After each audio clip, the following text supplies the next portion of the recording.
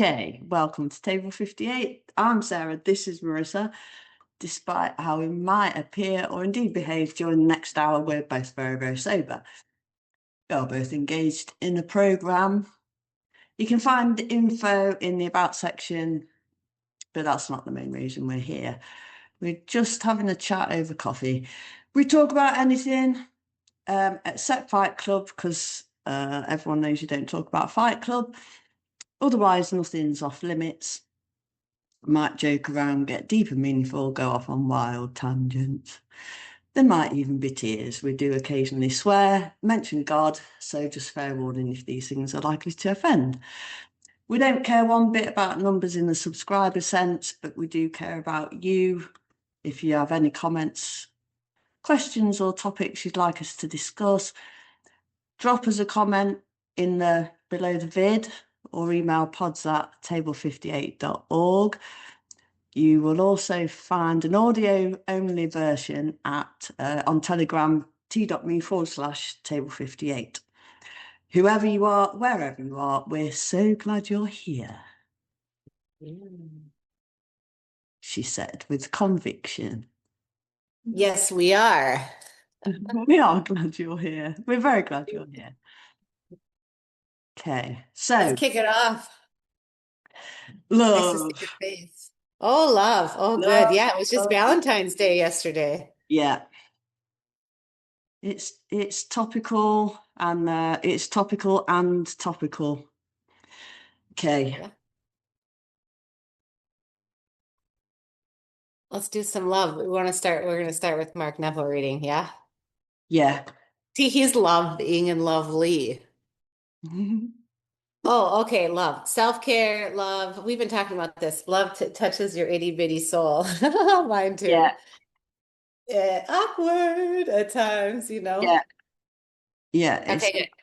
not an easy one. Yeah, it does take time. Okay, so here's the reading from Mark Nepple that I'll read and then we'll roll. How about that? Yeah. All right, this is from February 14th and titled Love at First Sight. And then there's a quote here. This one I feel like is a gulp. Where two deliberate, the love is slight. Whoever loved, not having loved at first sight. That's Christopher Marlowe. All right, here we go. Here's what Mark has to say. The true power of love at first sight is often missed because we insist on limiting its meaning to the sweep of falling into another person upon first meeting. To appreciate the deeper sense of this, we must uncover and reclaim the importance of first sight itself, which has more to do with seeing things, essentially, rather than physically for the first time. We all walk around with a numbness of our habits and routines so often that we take the marvels of ordinary life for granted. It is the first sight that opens the freshness of each moment, unencumbered by any of our habits and routines. First sight is the moment of God's sight, heart sight, soul sight. It is the seeing of revelation, the feeling of oneness that briefly overcomes us when nothing remains in the way. At its deepest and most real level, the notion of love at first sight is spoken of in every spiritual tradition as the reward for being fully awake. I love that. Such seeing anew restores our sense of being alive. Paradoxically, first sight is reoccurring. In the same way that we wake every day, we regularly return to first sight in the rhythm of our wakefulness of spirit. Whenever we can see with that original vision, with nothing between us and the life around us, we can't help but love what we see. To see so fundamentally opens us to love. To love so fundamentally is to see the world we're part of as the vibrant, ongoing creation that it is. So it really manifests this way. At first sight, we find love. At our first true seeing, the love that is already there touches us. In this regard, first seeing is an ever-present threshold to the majesty of what is. Certainly and beautifully, this happens with other people when we, upon first truly seeing one another, fall sweetly into the miracle of their presence. But this is also possible on a daily basis upon first truly seeing ourselves, our world, our sense of God again and again. I can work across from the same person for years, and one day, because my own suffering has opened me more fully than I can remember, and because the light floods that person's face, I can, for the first time, truly see who they are and feel loved for them. I can walk by the same willow season after season, and one day, because of the sheen of after rain and the lowness of the wind, I can truly see the willow like never before and feel love for the willow in all of us. I can in the mirror late at night, after seeing myself hundreds of times, see the willow and the light and the other in my tired face and know that sameness as the stuff of God. In truth, it has never been about first meeting, though this can happen, but more about first coming into view. As a breeze all spun out lets the water go clear, we finally stop talking, stop performing, stop pretending, and all tired out, we go clear, and the heart that rests in everything beats before us. So he offers up meditation of close your eyes and breathe away your mind sight, your past sight, your future sight, your wounded sight. With each slow breath, feel the cool air of your birth sight, your first sight. Breathe slowly and imagine that the beat of your heart carries up the beginning of time sight. At the moment that you feel original, however briefly, open your eyes and bow with love to the first thing you see. This has reminded me of the stories you've been sharing with Laurent, learning about the pineapple and the coffee. Yeah. Was that on here? Do I have to sign? No, we haven't talked about it here. And how we do upon awakening and hearing that we start. So, yeah.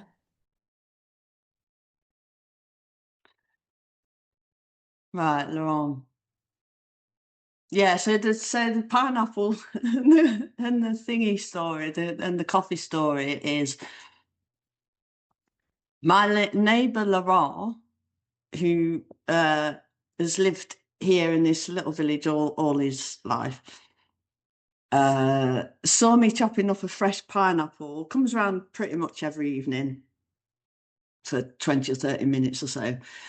And one evening, so both things happened this week. And one evening I was chopping up a fresh pineapple, just as normal, and so I threw the skin and the core in a bucket for the compost heap. And he said, why are you throwing the centre bit away? And I kind of said, oh, because it's not very sweet and it's a bit hard, you know. But I'll give it to the chickens tomorrow. And he said, oh, okay. Because right, that makes sense, because the pineapples that I've seen in a tin have always they're in circles with the middle taken out. So they've already taken out the middle. And the pineapple that I've seen in plastic containers is cut into chunks, and it's in that shape. So the middles must have already been taken out of that. And he said, I've never seen anybody chopping a fresh pineapple. And what was going through my head at the time was I shouldn't be eating this. I shouldn't be eating this pineapple. I shouldn't have bought it because it's from Costa Rica, and it's like a. So my head's in a completely different world to Laurent's new experience of seeing a fresh pineapple being chopped up, which is something really mundane and everything to me. And then the same happened with a cafetiere of coffee that I just had. He came around just as I was eating my evening meal, and I'd made ready a fresh a cafetiere. Do you know what a cafetiere is? Americans generally. I don't know what So I so would think so. it's just like a glass jug, and you put a ground up coffee in the bottom, and it's got you Yeah, and you put press a it lid, down. yeah, you leave it for about 3 minutes, and then Yeah. you press the plunger down. Yeah, it's a press, a coffee press. Coffee press, right? So in the UK we call it a cafetiere, and the word is actually French, right? And so the same thing he looked at, what he actually said, that I forgot to tell you about, was He said, "What's that? Is that alcohol?" And I was like, Oh, you did? "Yeah." He was like, "Is that alcohol?" And I said, "No, no, no, it's not. No, it's not alcohol." He said, "What is it then? Some special kind of tea?"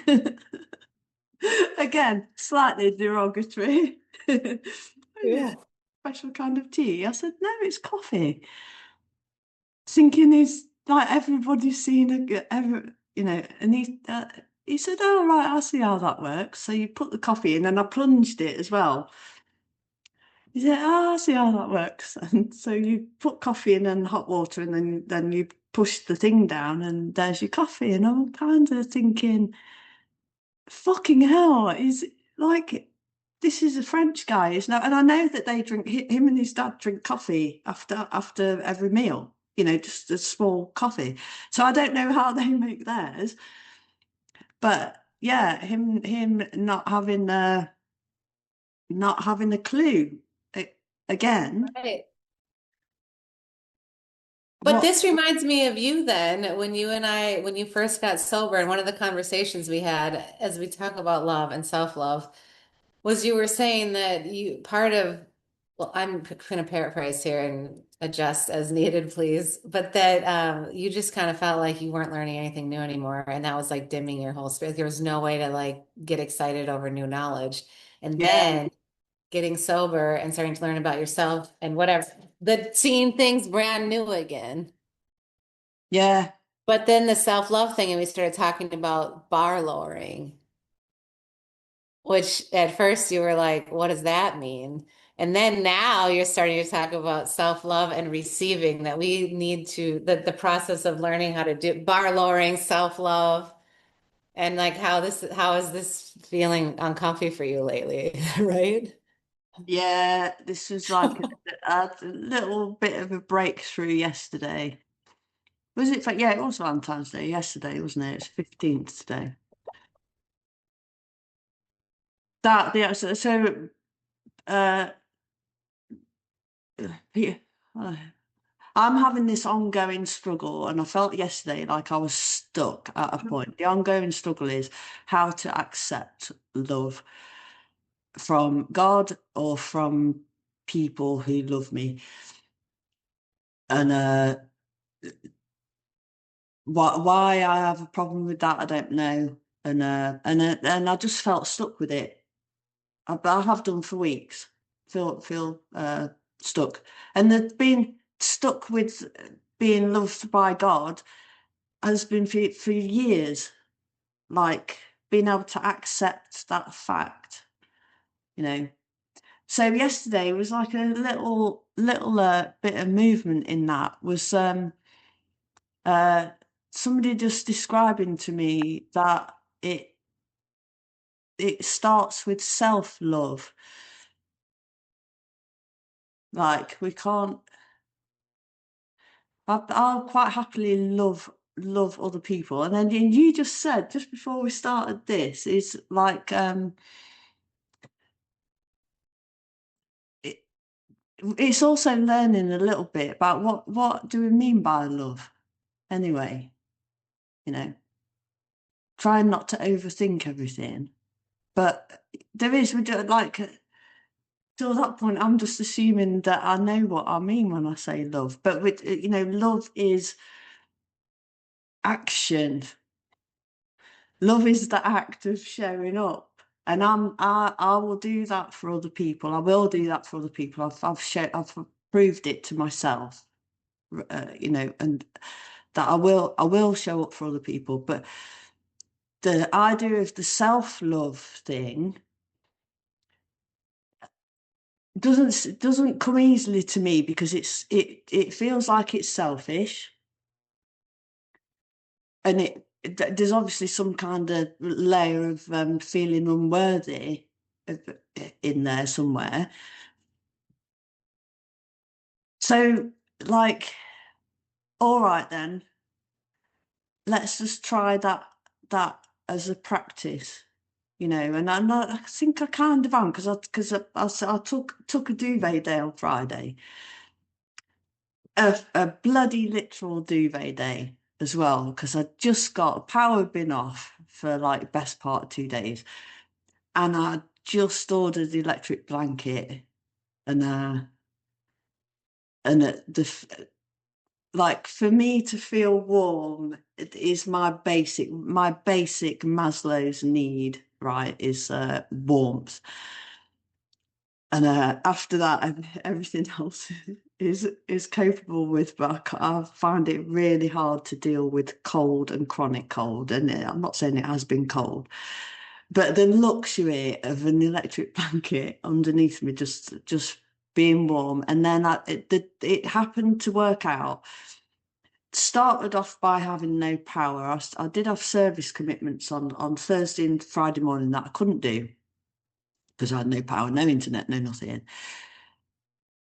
And it just turned out that I could actually just do my basic stuff that I needed, my routine things with myself and the animals and stuff, and actually take the day off, Friday, the whole day off.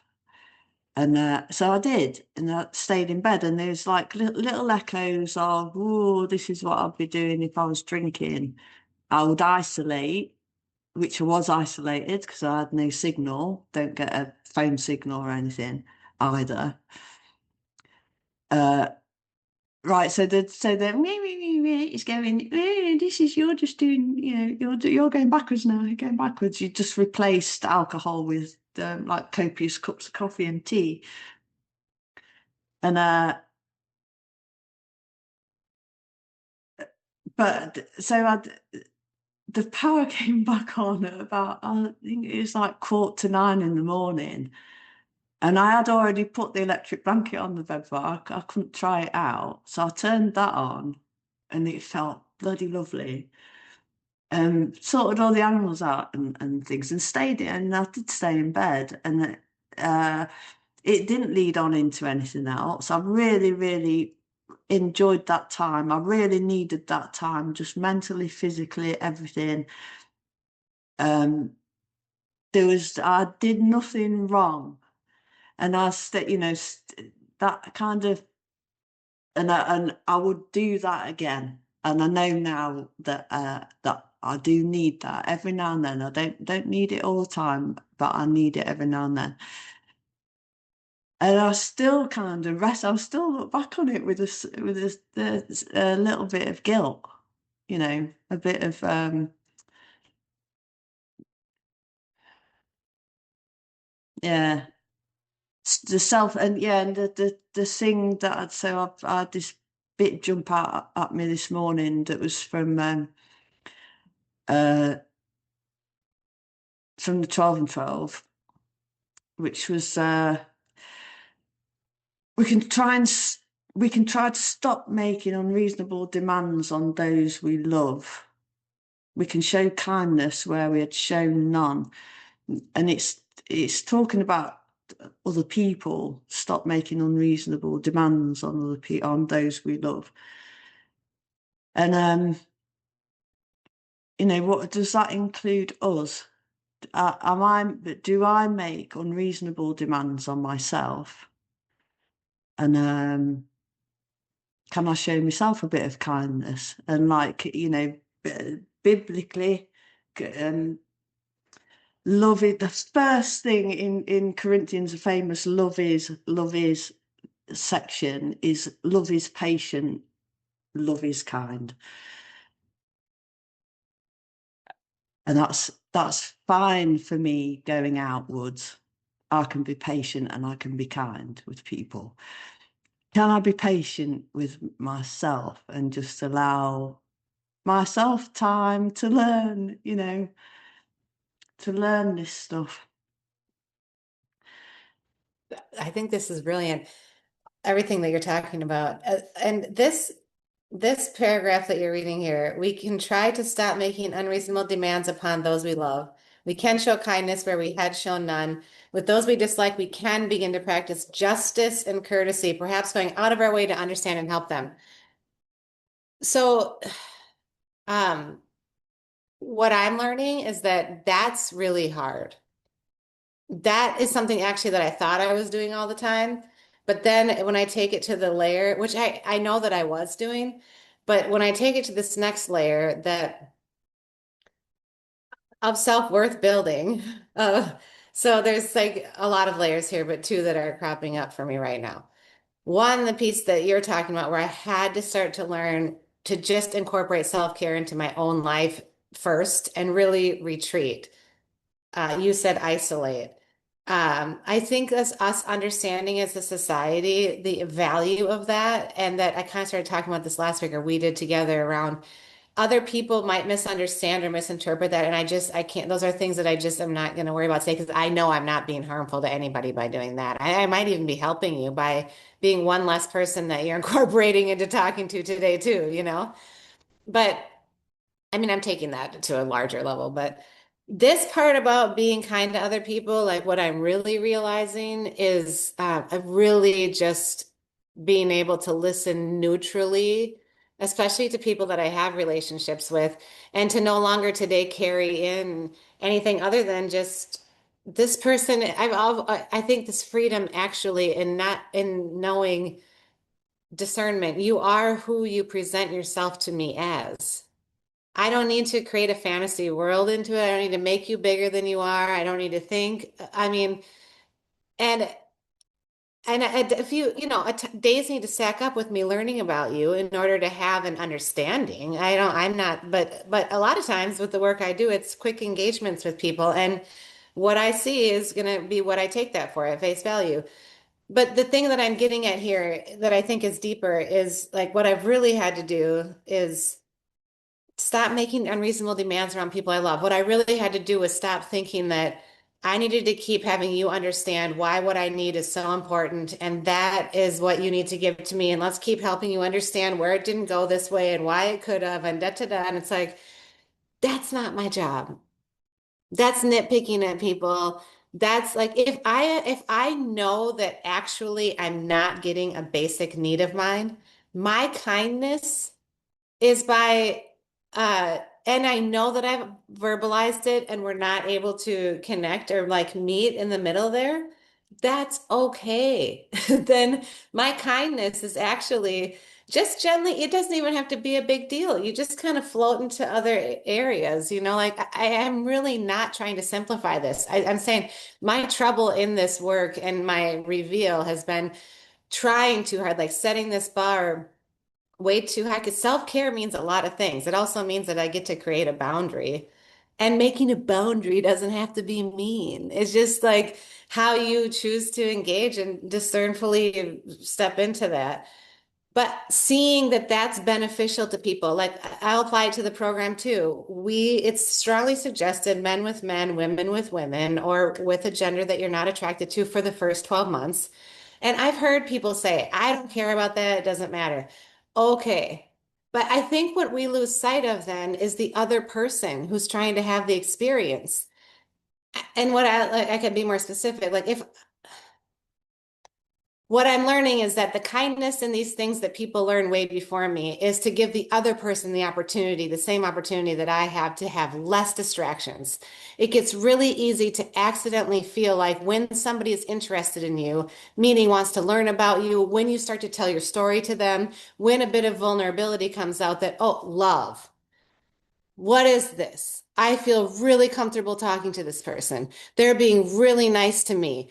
Well, this must be love. You know, it's like we jump to this immediately as this culture, this thing that is just like, wait, self-love. And that's why I think the second piece of self-care that we're talking about is so critical. And with all the women I work with, that's what I begin with, self-love in this first year. Like that's our meaning, get your feet on the ground, take a walk, create a routine, start your day in prayer and quietness, leave your phone away until you need to, you know, don't drink, do a meeting a day, read the piece you need to read, get some stuff on paper, and then do your inventory at night. But these take a bath if you can. Do what it is that brings you joy. Learn like it's because basically what starts to happen is slow and steady and it's a long process. But I started to learn my on my own self by learning about the God of my understanding because I was retreating more, choosing to follow some direction and have less chaos in my life so that I could hear again. And I had been drinking for so long, all I knew was either chaos or shut it down. So I'd pass out. That's what I needed to do. And then go back to chaos and then I'm out, you know? And so, yeah, this piece about it takes a lot of courage, and I found this with myself and with my sponsees to recognize that doing the good thing for other people also means sometimes we drift a bit. I need to, move away from certain things that aren't serving me without being an asshole about it. You know? I don't know. It's just been really intriguing. It's an intriguing process where more gets revealed. That's for sure. But we've been talking to like feelings and and Yeah, and what those really look like, even discussing them.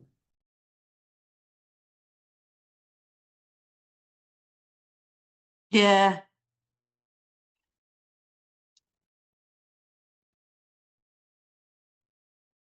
When you're looking at your routine and now talking more about self-care and acknowledging that it can feel the opposite, it can feel like not the right thing to do.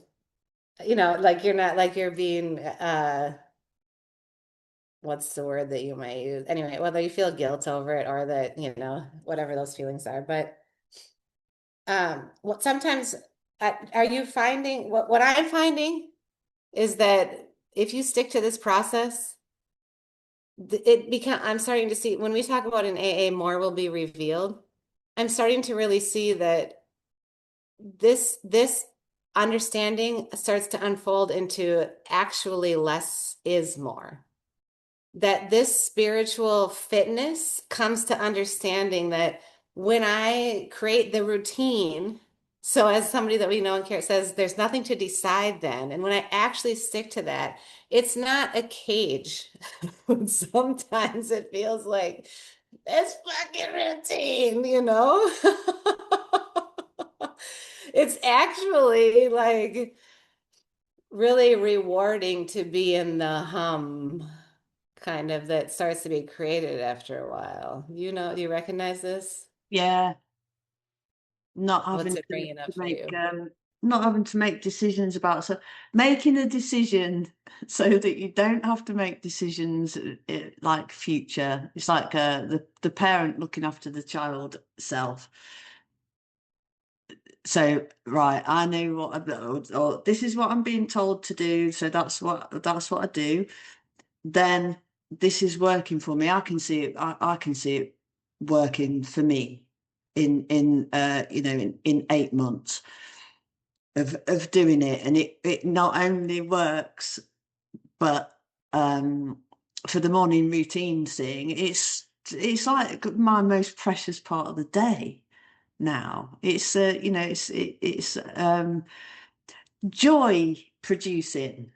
It's so for me that's I don't need to make that decision to do it because it's something that I want to do. Now it's become that thing, and I'll go out of my way if I happen to not be at home. This is what my intention is. If I'm somewhere else, and I'll go out of my way to make sure that I have that morning time every single day because it's something that I really want and enjoy. But I had to make the decision in the beginning to say, right, these people are living it. That was my first thought. These people are actually living it. Like they're actually living it. They're believing what they say. So right early on, I was like, right. I'm gonna do it. Whatever it is they're doing, I'm gonna do it, and I don't and kind of committing to it. And the morning routine was part of that. The other thing was like service, right? So the next thing is what can I do? After I've got over the initial bloody pain of it and things, which didn't take that long. It's like a couple of weeks and I'm out of it. It's like, right, what can I do? Oh, fucking hell, what, you want me to do that? First thing is like just turn me your camera on a Zoom meeting Then it's like actually say some words in a Zoom meeting. Oh no. All That's right, terrifying. all right then. Well, I've committed to this. And that who you're talking about. We were discussing yesterday about the analogy. I think I'm all right to say this, but the analogy of jumping into a pool, and uh, that person said there is a point at which you just have to go for it. You know, there's a you can. I'm paraphrasing now, but and I'll use the analogy. There's you can prepare as much as you possibly want. You can it could be into the cold sea, for example. So and you just know it's going to be freezing. I mean, I've experienced this loads. I really love it. But going into the sea, you know it's going to be cold, but also you know that once you're in, you're in. It'd be fine. It'd be really uncomfortable for a few seconds. Then you get used to the cold temperature and everything. Everything will be fine because I know that because I've done it loads before. But the first time of doing that, so the first time of speaking, in front of people, or the first time of kind of leading, chairing a thing is, was absolutely terrifying. And I listened back to the emergency one, and I can hear in my tears how terrifying that situation was. It wouldn't have the same thing for me. That I found myself in a situation where I had to, I had to kind of uh, be in front of a lot of people with no prep, no clue to what I was fucking doing it all from memory and everything, and I relayed the story whilst still crying, and that did affect me for a long time afterwards and stuff. But just the action of doing it, the repetition of doing it over and over again, doing that hard thing, throwing yourself, and but to be able to do that, there's the point at which you just say, right, I'm committed to doing this. So, like jumping into a pool, especially if you've got hang-ups about water, or you don't know what's in the pool. If it's you can't see through the surface of the pool or whatever, there's still a point at which you just have I to. don't do that. Just Right, kidding. right. Here we go. We do it. Like when you were talking me down in the car park, when I was stuck in my car, like literally stuck in my car and couldn't go, and I just needed to go get my laundry out the dryer so I could, and I'm just like in this catatonic state, and I just need to get that so I can go. I need to leave. People are looking at me, and you just said, right, breathe, reset, head up, do it. Just. And that's Take a breath and go. Yeah, get right right. back to This your is what I car. do in these situations.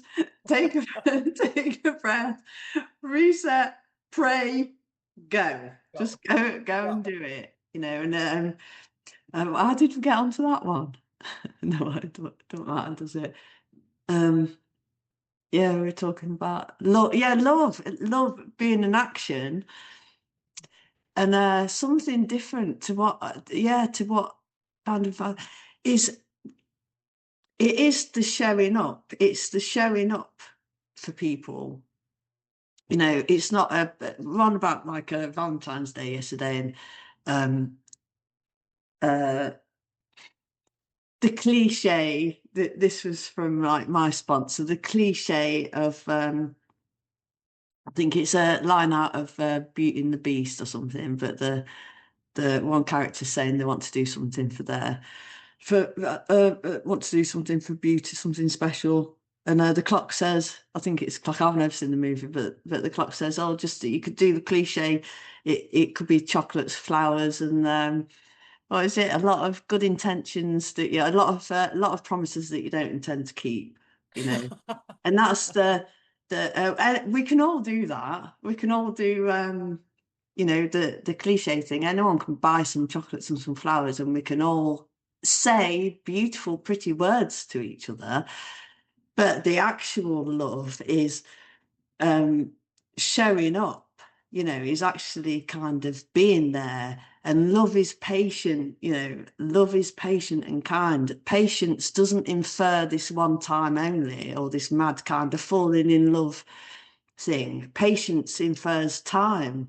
It's like, yeah, and again, and again, and again. And that's what, and that's kind of like, it's the thing that like. I keep going back to this, but yeah, I won't put it on a downer. Yeah, I just have to, yeah, that's my own thing. What do you keep going Your back to your thoughts. on all this? Okay, so what's coming to my mind right now is this conversation that this is on the same track, but you're gonna have to bear with me for a moment. So, this reflection has come up a couple of big things there. Let's see how I can do this right now.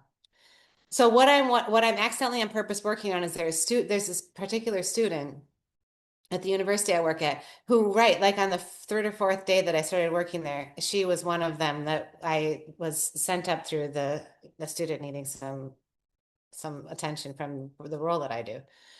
And so some care, wraparound support.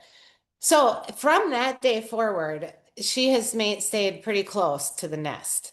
And so I've been able to learn a lot through her. And one of the things that I'm seeing right before, unbeknownst to me, before my very little eyeballs, is that she grew up the exact same way that I grew up on my father's side of the family.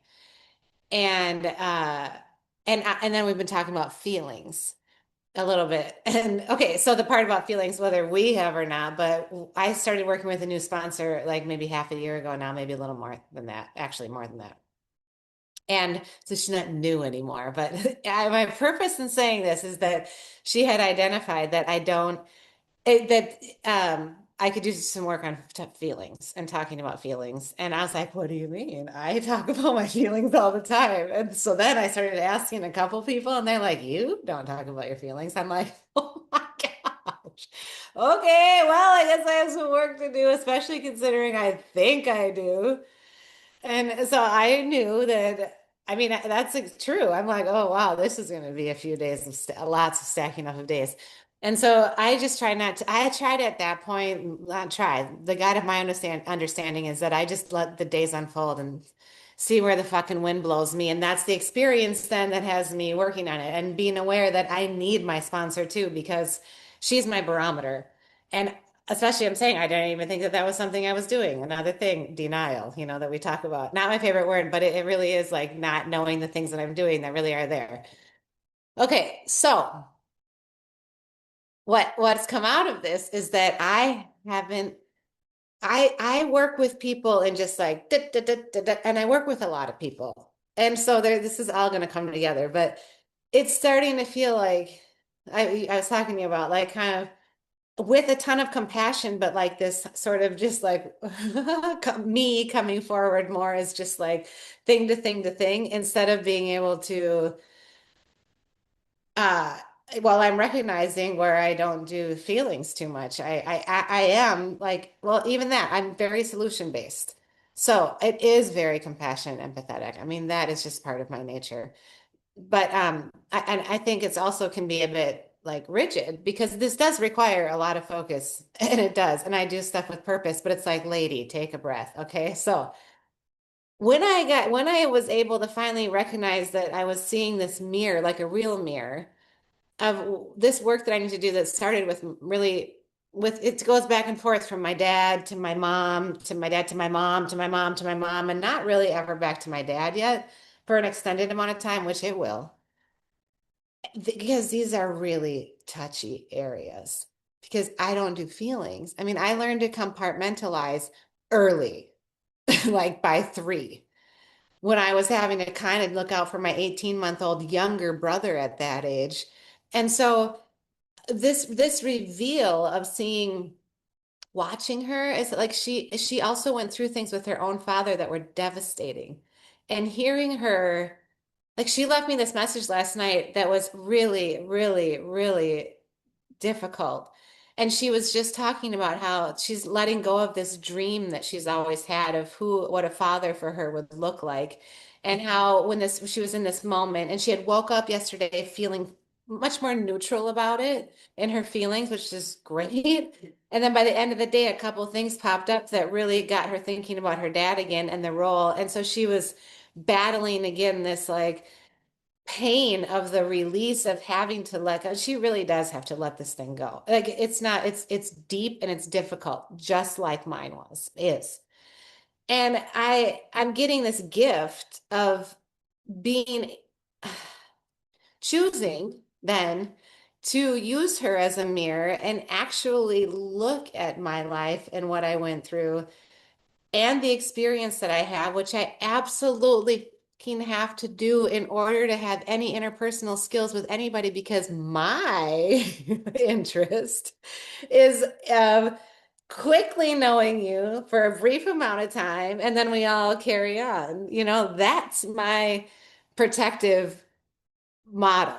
And when anything gets even closer to that, it creates a lot of like I really have to work hard it's like there but not wanting to be there but there, and it feels so difficult and vulnerable, and it's like I don't need to feel all that. Like I feel vulnerable looking at people's feet, like it's weird. Like the things I'm super touchy about that aren't really that exposing, but to me feel very exposing.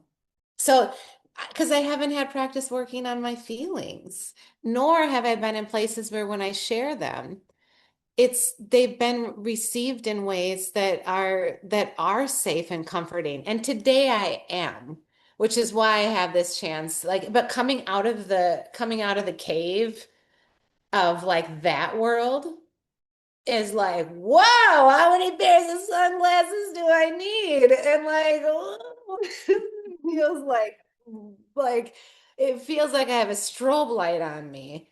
And and then the key piece of not having sticky notes of like what I said, what I was accustomed to. I mean, it's good that I can acknowledge what that was, but that is then my freedom, not my shackle.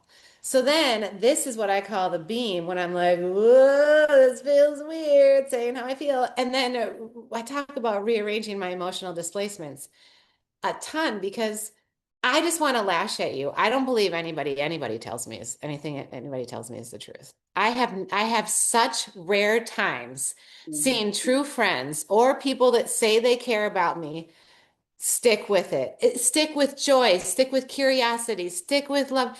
People are just so like, well, that's what you do. It just goes like this. People stop caring about it. You've been together a while, it gets boring. You've been friends a while. I'm like, I don't get that. I don't get that. Like, I don't, why are we, why wouldn't we want to be curious about the people we care about every fucking day and make sure that that happens? Why does it have to be, it gets old? Why do I have to I make a promise to you for a reason. If I'm standing saying for better or for worse, for sickness and health, that means I'm willing to do the hard thing. And so this is what I'm leading to, which my daughter and I were having this lovely conversation yesterday with her getting ready for Valentine's Day. And she freaking we really started talking about some things that were related to relationships and her own and how they had a more difficult time. Well, they learned about each other in new ways when she was studying abroad overseas last summer, and how that really put a test on their relationship in how they learned how to connect together in ways that were meaningful, and where kind of genders were really arising, and how women tend to, well, not tend to, as women, when I'm off with my partner, I want to know that we're realigned. Like you're seeing me again. I feel that you think I just feel loved, really, and heard. And then everything is fair game. And for men are very visual. Men have a different approach. And so she's in that type of relationship. So we were able to unfold this conversation, and she knows the story that I've shared with her about when I received flowers in my mid-20s from, and my response to the person was, "Why did you buy me flowers? Flowers die." And I just this people are like, damn, you're mean, like this is kind of how it's gone. And I'm laughing on it today, but I'm like, I, when you give people nice things and behind that is constantly something that's just destructive, that's where a response like that comes from. And it helps me look at like everybody I work with, that instead of thinking, damn, you're fucking mean, like, whoa, you've got a lot of pain. Like there's a lot behind that. And to be able to, when we talk about this, try to stop making unreasonable demands and show kindness where we have shown none. Like for me, that's evolving into when somebody's really rattled to not, I think I watch people be so comfortable being like, what did I do? What did I say? What happened? It's like, as opposed to leaning in and being like, what's going on? Are you okay? I don't even know if that was like, was there some stuff bigger going on? Or, kind of have it just to notice that when people are off the beam, that I can reach out. I don't have to think that's about me, if that's making any sense here. Anyway, so we went from this conversation of this loving thing to my point is hearing you talked about a little bit relation. Well, I don't know if you did, but my cats are really gonna lose it. I'm gonna lose it on them. And it's Magic doing this again, and he's such a freaking rat. Okay. This piece where what they did though is what I'm getting at between my daughter and her boyfriend. When we stay for the hard conversations and are willing to do those, like they did that and they grew together. And she was sharing with me how what she realized is that she would start just putting a wall up and blocking him out. And then she's like, and then I was like, so then she didn't know if their relationship was going to make it, which she doesn't ever take things that far, thank goodness. And instead, she started to look at her own self and how she had been creating a barrier, and then how she opened up to communicate. But the two of them offer each other this already. They've been together 3.5 years. This is something they do. And I wonder about the ways I keep continuing to offer that. I have to go handle this. Sorry. The ways that we continue to offer this to each other and what that's really saying and how difficult and much work that takes. But it's self-love, I do believe. To say that I'm going to do the difficult thing to reach in and lean into the person and give them a little more that they need right now and recognize that I can do better here too. And not just leave and bail and keep fighting or quit or just say, okay, cool, we're just going to deal with it this way. And this is how it's going to go. And we're just going to get into these terrible patterns. Okay.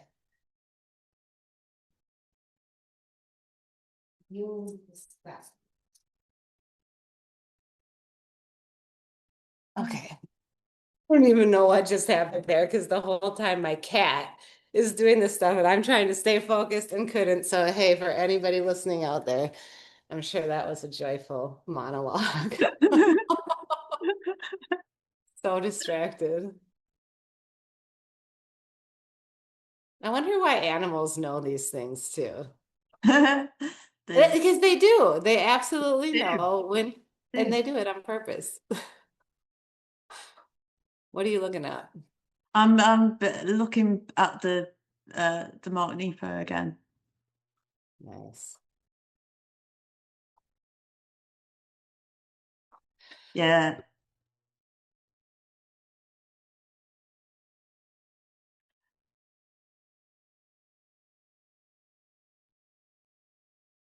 I think his day after flows really into what we're saying. If the part's catching you, but with the 5 or so minutes we have left, when he talks on and you can maybe dive in here, but he's talking about being a spiritual warrior. And he says it's far from being a soldier, but more the sincerity with which a soul faces itself in a daily way. That's exactly what we're talking about. It's the courage to be authentic that keeps us strong enough to withstand the heartbreak through which enlightenment can occur. And it is by honoring how life comes through us that we get the most out of living, not by keeping others out of the way. The goal is to mix our hands in the earth, not to stay clean.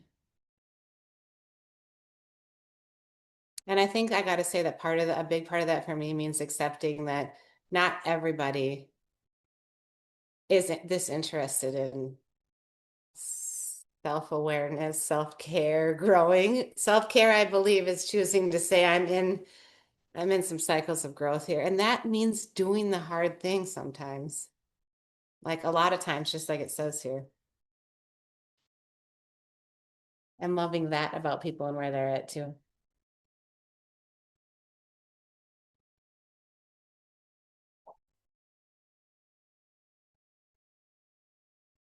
Yeah, yeah, you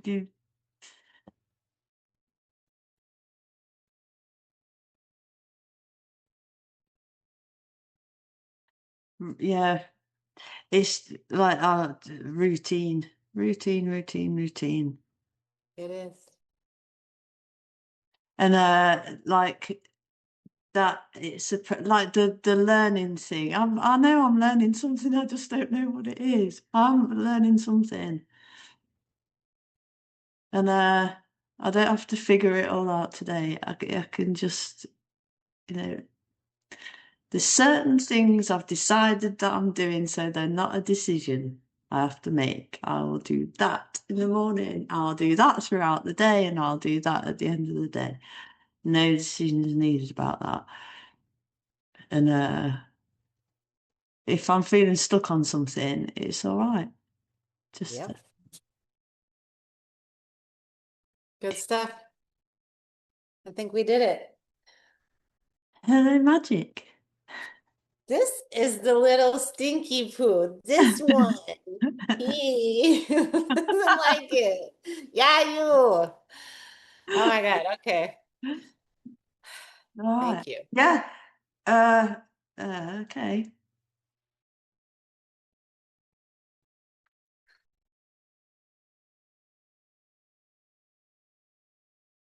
Yeah. Should we wrap it up there then? Yeah, I think so. Everybody says, yes, please. I'm not gonna wake mine. I'll show you him. Oh, Here, I love it. I love it. here he is. Your iron behaved. No, yeah, no, but he doesn't. If I wake him up and he comes over here, he'll be, there'll be blood. There will be blood. You're such a stinker. Mhm. Okay, good. Is it finger time? Yeah. Thanks for coming to watch us, Let everybody. me get me to sing on the button. Yeah. Right. Push the quit. Ready? Okay. Yeah. Bye. And lots of Okay, love. bye.